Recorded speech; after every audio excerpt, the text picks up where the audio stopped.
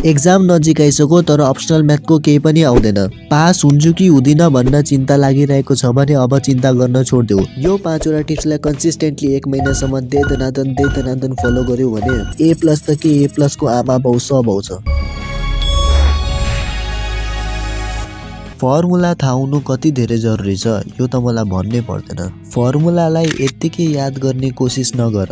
तिमीहरू के गर्छौ भने बिहानदेखि रातिसम्म त्यो फर्मुलालाई भनेको लेखे गरेर याद गर्न खोज्छौ र त्यो घण्टा पनि याद हुँदैन। कुनै पनि एउटा फर्मुलालाई याद गरिसकेपछि त्यो फर्मुला रिलेटेडको 4 देखि 5 वटा क्वेसन सल्भ गर्नु, जसले गर्दाखेरि तिमीहरूको क्वेसन सल्भ गर्ने बानी त बस्छ, त्यसको साथसाथै तिमीहरूलाई त्यो फर्मुला पनि याद हुन्छ।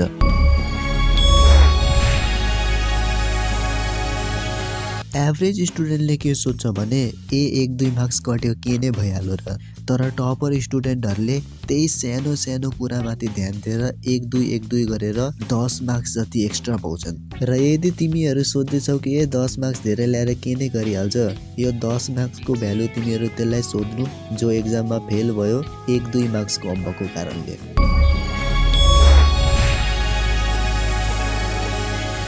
गएको 10 सालदेखि एउटै क्वेसन्सहरू रिपिट भएको भइछ र मैले चाहिँ यहाँ सर्ट डेफिनेसन्सहरूको कुरा गरेको है। यहाँदेखि पनि तिमीहरूले 6-7 मार्क्स इजिली गेन गर्न सक्छौ।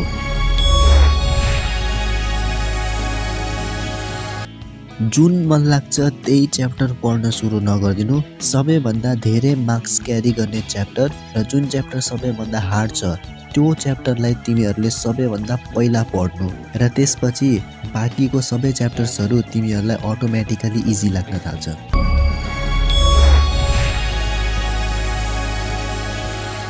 यो तिमीहरूको सबैभन्दा ठुलो गल्ती हो। तिमीहरू एउटा च्याप्टर पढ्छौ, अर्को च्याप्टर पढ्छौ, यस्तो गर्दै गर्दै तिमी खालि नयाँ च्याप्टर्सहरू पढेको गर्छौ, जसले गर्दाखेरि पहिला पढेको च्याप्टर्सहरू तिमीहरू बिर्सिन्छौ। त्यसैले रिभाइज गर्न कहिले पनि नबिर्सिनु।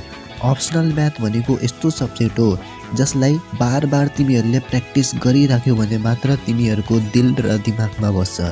तिमीहरूले 2 दिन मात्र प्र्याक्टिस छोड्यौ भने पनि तिमीहरू नोटिस गर्नु कि तिमीहरूको दिमागबाट कसरी क्वेसन सल्भ गर्ने त्यो नै उडिसकेको हुन्छ। त्यसैले एक्जाम नजिक आइसकेको छ भने चाहिँ तिमीहरूलाई जे आउँछ त्यो रिभाइज गर्न सुरु गरिदिनु।